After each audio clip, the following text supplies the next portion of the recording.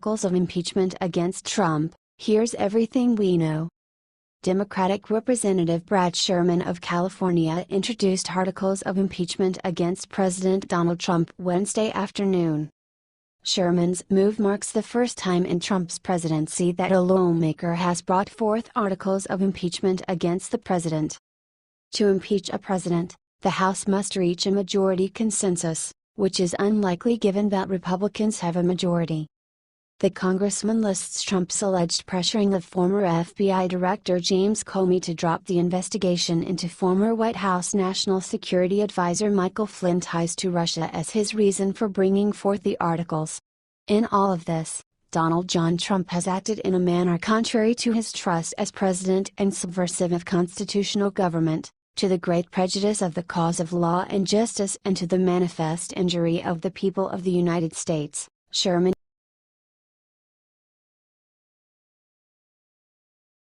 62% of Americans say Trump needs to eliminate welfare for illegals. Do you agree? Even though the left pushes open borders propaganda nonstop, it appears the majority of Americans haven't been fully brainwashed yet. The media spends a lot of time leading us to believe that there's huge support for all things immigration, but in fact, the data says otherwise. The nation of immigrants line is often thrown out as a catch-all defense for immigration, but that's an asinine and contextless statement that has been misused ad nauseam. According to the polls, the American people are actually far more in line with Trump's policies than many think. As reported at Breitbart, in a new Rasmussen poll, 62% of likely voters said they support barring new immigrants to the U.S. from receiving welfare benefits for at least 5 years, which is a policy that Trump mentioned in a recent speech. Most likely to support the ban are middle-class Americans making $30,000 to $50,000, with 72% in favor. Even those who describe themselves as moderates support it at a rate of 61%. This poll indicates that Americans don't want just any immigration, but those that are capable and willing to work without handouts. Questions about illegal immigration were also asked for the poll, and the results are definitive. Those who support the policy forcing those seeking welfare to prove they're a U.S. citizen and here legally stood at 76%, while only 17% opposed the idea. Once again, the middle class was the most supportive of banning illegals from receiving any type of welfare, with 80% favoring the plan. Another revealing poll was recently conducted in Missouri as well. It shows that more than 60% of likely midterm voters said they wanted to see a reduction in legal immigration to the U.S., opposing the current 1.5 million legal immigrant allotment per year.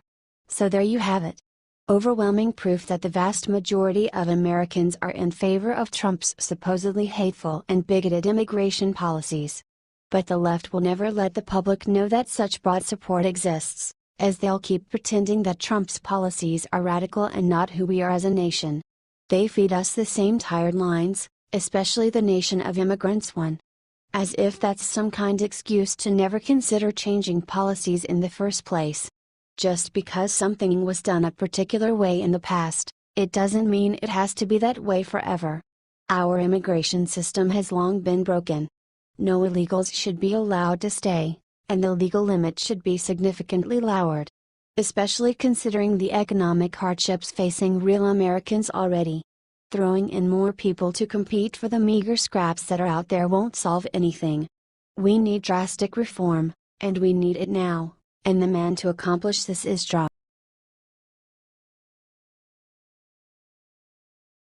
Justin Shep Smith gets bad news after slandering Donald Trump on Fox News.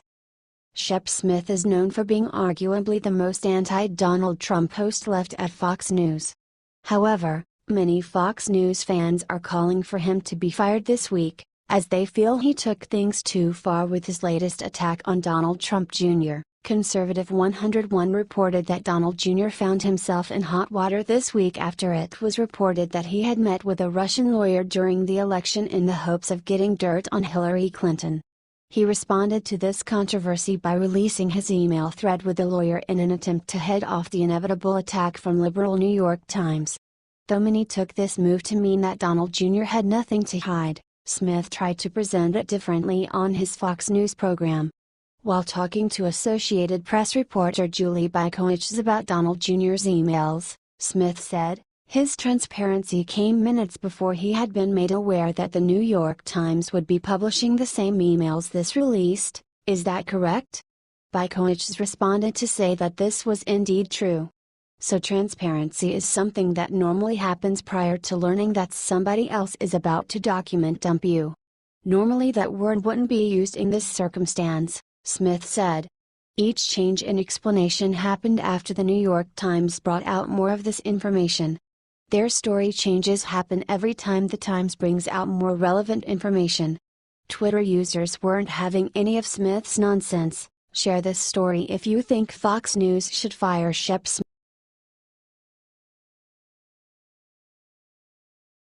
Peyton Manning golfed with the president, and delivered a message to critics who said he shouldn't. On Tuesday night, recently retired NFL quarterback Peyton Manning went on Jimmy Kimmel Live to talk about golfing with President Donald Trump. Show host Jimmy Kimmel wanted to know how Manning ended up golfing with the president. They knew I was in town. The White House called and said, "Hey, the president would like to play golf with you on Sunday, are you available?" I got to tell you, Jimmy, I had a lot of people tell me not to do it, Manning said. Then Kimmel asked Manning, who stated that he shouldn't golf with the commander-in-chief. To which the former NFL star replied, "You did." Manning continued, "I heard Arnold Palmer say one time, if the President of the United States ever asks you to play golf, you do it, it's a no-brainer. And it was a fantastic experience. Rode in the motorcade over there and I've never felt safer playing golf. We had 30 golf carts behind us. Felt safe, but he was a great host. He loves sports. And we passed through a number of groups. He was very gracious. He took a picture with groups that we passed through." Then Manning made it clear that it would have been almost un-American to not accept Trump's invitation to golf with him. Manning told Kimmel that he has played golf with President George W. Bush before. And that he would accept an invitation to play with Hillary Clinton or President Barack Obama if the opportunity ever presented itself. Kimmel wanted to know more, though. So he tried a gotcha question on Manning: did he cheat? Did he cheat when you played? Manning fired back, "No, I counted his strokes. He played it honest." Manning revealed that he played on a team with Trump, and they beat their opponent. He wasn't falling into any traps to make his interview a partisan slugfest.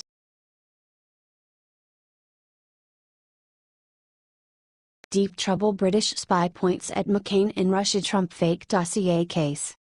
Liberal Republican John McCain, who has been anti-Trump since day one, appears to be in deep trouble for his involvement in the fake Russian dossier that sought to smear President Trump. McClatchy D.C. reported, Senator John McCain faces questions in a defamation lawsuit about leaks leading to publication of the now infamous dossier that alleged Donald Trump's campaign had connections to Russian operatives, McClatchy has learned. The dossier, compiled by former British spy Christopher Steele and his London firm, Orbis Business Intelligence Limited, amounted to a collection of uncorroborated reports of collusion gathered as political research for sale to Trump's opponents. It proved explosive when published by online news site BuzzFeed on January 10. Now, 2 lawsuits, one in the United States and a second in the UK, are being brought by lawyers for Alexej Gudarev, a Cyprus-based internet entrepreneur whom Steele's Russian sources accused of cyber spying against the Democratic Party leadership. According to a new court document in the British lawsuit, counsel for defendants Steele and Orbis repeatedly point to McCain, our Arizona, a vocal Trump critic, and a former State Department official as two in a handful of people known to have had copies of the full document before it circulated among journalists and was published by BuzzFeed. Read the rest of the report here. How is John McCain still an elected official? The majority of people, including Republicans, can't stand him because he is a typical politician who only operates in the best interest of himself.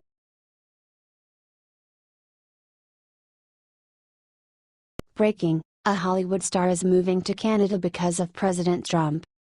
Many Hollywood celebrities announced that they will move in another country if Donald Trump won the elections. Well, the elections were held 7 months ago and he won, but no celebrity kept the promise. However, singer Cher may be the first to move to Canada because of the president. As Trump announced he wants to change the Obamacare, she took it to Twitter to express her anger.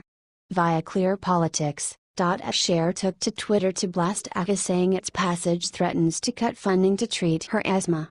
https://t.co/gosonss87pic.twitter.com/0fucks34v, Fox News, at Fox News, May 5, 2017, #TrumpCare is survival of the fittest healthcare! Huge a giveaway for the richest 2% of Americans don't believe Republicans, they didn't read Bill. Cher, at Cher, May 5, 2017, Trump had to do healthcare first, because he needed $1 trillion he stole from poor, sick, and dying, to give tax cuts to top 2%, Cher, at Cher, May 5, 2017, Cher is one of the many leftist famous people who constantly attack President Donald Trump. A lot of those stars have attempted to fit in the world of politics in order to defend themselves, but in most of the cases, they had no significant success, but rather ended up making a fool out of themselves. During the presidential race, a lot of them promised to leave the country if Trump was elected, but not a single one of them stuck to the promised. All they want to achieve is make everyone share the same opinions they do, which is pretty contradictory to their liberal beliefs that everyone has the right of personal opinion, different than the others.